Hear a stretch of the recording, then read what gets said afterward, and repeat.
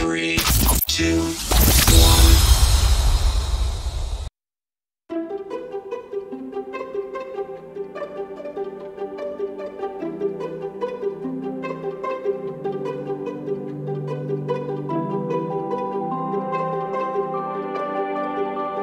Assalamualaikum warahmatullahi wabarakatuh. Selamat pagi dan salam sejahtera untuk kita semua. Perkenalkan, nama saya Muhammad Gali, dosen dari Politeknik Negeri Tanah Laut, jurusan Komputer dan Bisnis Program Studi D3 Akuntansi.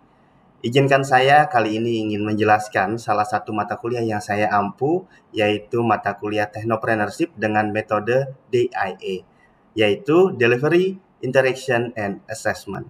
Pada kesempatan yang luar biasa kali ini, video ini sengaja saya buat dalam rangka memenuhi persyaratan sertifikasi dosen tahun 2023, di mana sebagai upaya ya dalam unjuk kerja Tridharma Perguruan Tinggi atau PDD UKT TPT ya. Jadi hari ini pada kesempatan yang baik ini saya ingin menyampaikan salah satu mata kuliah yang tadi saya sebutkan, Technopreneurship, ya, di mana saya juga mengajar di berbagai jurusan di Politeknik Negeri Tanah Laut untuk mata kuliah ini. Karena ini sesuai dengan apa yang diinginkan di Politeknik Negeri Tanah Laut. Kita ingin menciptakan mahasiswa itu ketika lulus, mereka dapat BMW. Apa itu BMW?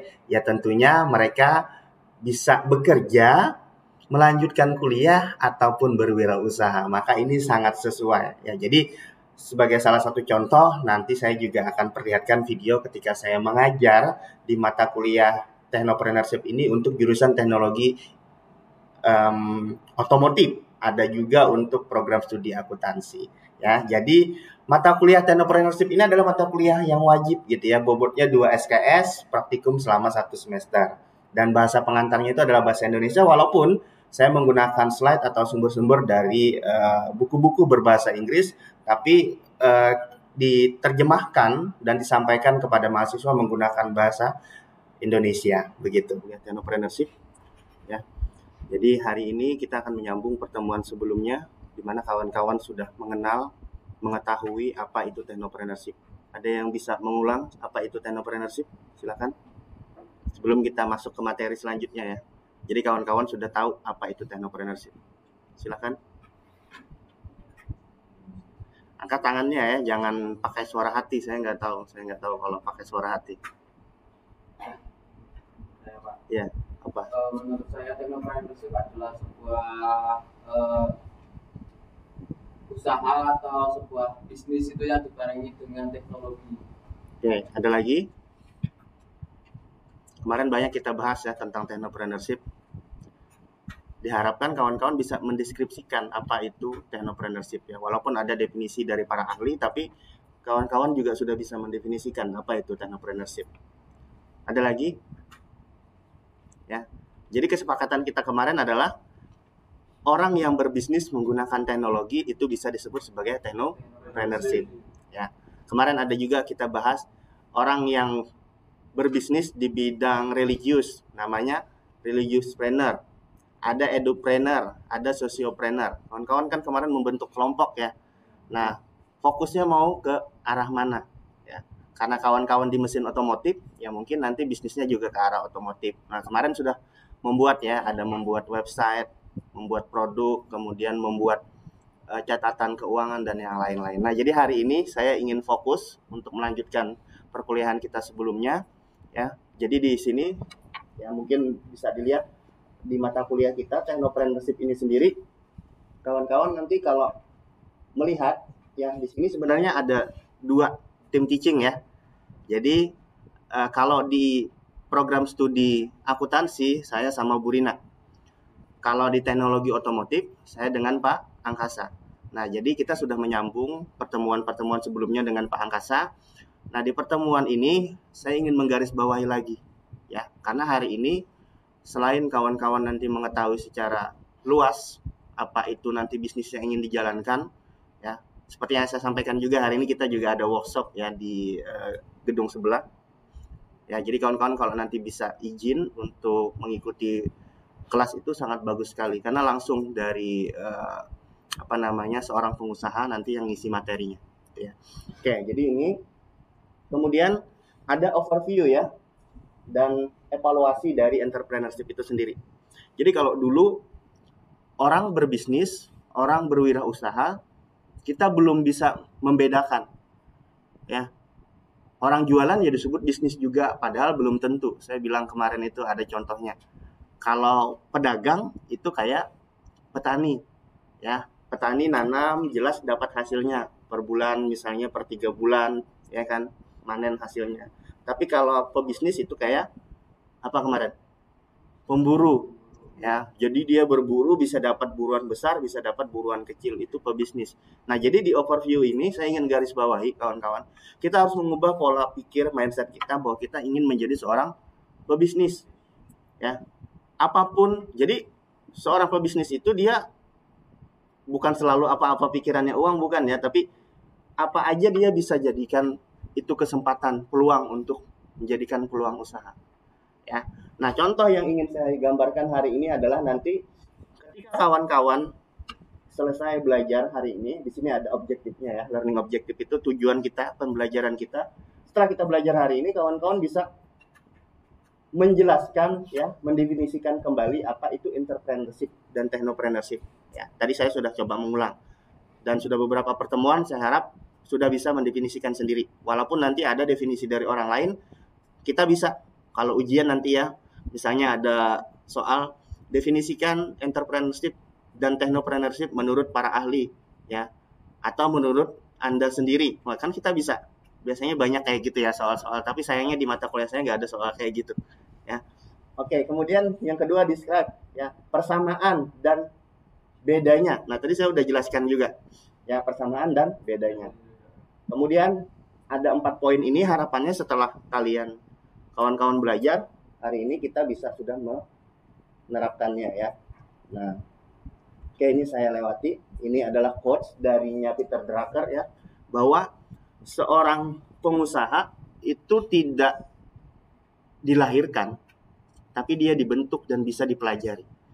Ada yang bapak ibunya pengusaha, anaknya belum tentu ya. Ada yang pengusaha itu memang by nasab gitu ya, karena dipaksa dari keturunan pengusaha. Nah, itu bisa jadi. Tapi ada juga yang memang dibentuk. Bapak ibunya guru misalnya. Ya, atau tadi petani, ternyata anaknya jadi pengusaha. Dia bisa mengubah pola pikirnya tadi. Ya. Sekarang tuh kalau mau bertani kawan-kawan banyak sekali peluang. Ya. Macam-macam. Saya pernah jelaskan ya yang kawan-kawan TPT sekarang dia sama ya, beternak itu juga masuk di bertani. Jadi mereka apa? Ada lahan kosong. Di sini kan kita banyak punya lahan kosong ya di Politala. Minjam 1 hektar, tanam apa gitu kalian berkelompok ya. Misalnya kayak mereka pinjam 1 hektar ditanamin rerumputan untuk bisa bikin pakan ternak. Kemudian ada mereka bikin mungkin sekitar 5x8 luasnya untuk bikin kandang jangkrik. Panen kemarin tuh sekitar 13 kilo ya. Jadi belajar sambil mendapatkan uang. Ya, kalau kawan-kawan mesin otomotif saya tahu kawan-kawan punya bengkel, tapi saya nggak tahu pengelolaannya seperti apa ya. Nah, itu juga bisa dimanfaatkan gitu. Jadi gimana caranya orang yang mau servis kalian jemput gitu ya, layanannya delivery. Jadi diambil kendaraannya ke rumah, diservis di sini, nanti diantarkan, itu kan juga bisa. Sekalian praktek, nyari tahu kayak gimana, misalnya apa kesalahannya, apa yang lain-lain gitu. Ya, itu kesempatan-kesempatan yang bisa diambil oleh mahasiswa. Jadi kata Peter Drucker tadi, ini bisa dipelajari ya. Bukan sesuatu yang lahir begitu aja, sama kayak kepemimpinan. Kepemimpinan itu bukan dilahirkan, tapi ditempa ya, diajarkan kemudian terbiasa, sama bisnis juga. Nah, selama ini sadar atau tidak sadar kita ini sebagai seorang consumer ya, selalu beli ya, selalu tidak pernah kita memproduksi ya, tidak pernah kita menjual kembali ya. Coba kawan-kawan saya minta hari ini misalnya jual apa yang kalian punya, pasti mikirnya susah, apa yang mau saya jual gitu. Pikirannya langsung jual sepeda motor, jual tanah gitu-gitu ya. Padahal ada hal-hal yang lain yang kalian bisa jual. Misalnya apa tadi? Service, bukan hanya produk. Oh, saya punya keahlian di bidang ini. Oh, saya jual keahlian saya. Nah, ini ya. Jadi harus benar-benar pola pikirnya nih kita rubah dari sekarang. Karena Politala ingin menciptakan lulusan yang BMW. Kemarin saya sudah jelaskan juga BMW apa? Bisa bekerja, melanjutkan kuliah, sama berwirausaha. Jadi harapannya berapa persen dari lulusan itu bisa berwirausaha, ya. Tapi tujuan utamanya bekerja. Tapi kembali, saya sudah pernah jelaskan sebelumnya, kalau kawan-kawan bekerja, kalian akan menjadi apa? Karyawan. Tapi kalau kalian punya wirausaha sendiri, kalianlah bosnya. Nah, di sini yang paling penting. Makanya pola pikir mindset untuk menjadi seorang wirausahawan ini saya perlu tanamkan di kalian, gitu ya. Nah, ini nanti saya bawa namanya kartu point of view. Jadi apa yang kawan-kawan pikirkan tentang kewirausahaan itu ada nanti di sini. Nanti tolong dijelaskan masing-masing, saya akan bagikan kartunya.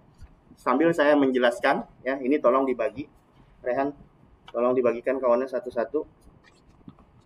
Ya, nanti masing-masing dapat satu kartu ya. Dia acak. Oke. Masing-masing dapat satu kartu. Di situ adalah semua permasalahan yang ada di wirausaha. Jadi nanti point of view dari kalian apa sih?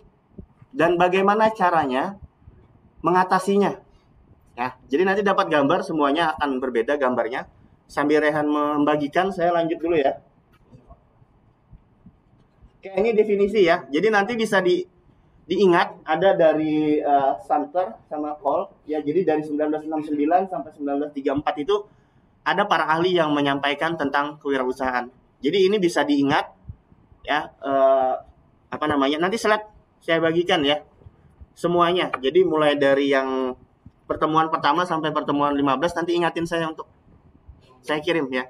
Atau nanti ambil di Sipadu. Biasanya saya upload di Sipadu ya. Oke. Ini saya lewati tadi ya, siapa seorang entrepreneur itu, ya, bagaimana entrepreneur, technopreneur. Nah, ini 3 orang ini mungkin kawan-kawan kenal semua ya. Dan merekalah yang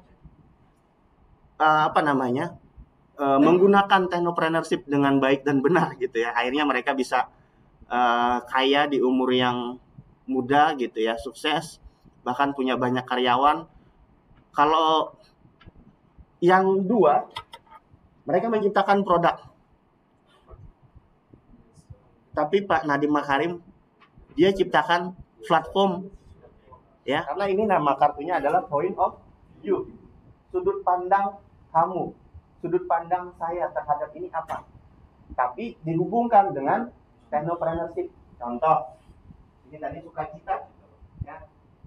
Jika dihubungkan dengan technopreneurship, oh iya ada sukacitanya berbisnis, ya kan? Sukanya apa, dukanya apa, gitu kan? Bisa dijelaskan oleh kawan-kawan, ya kan? Nah, silakan.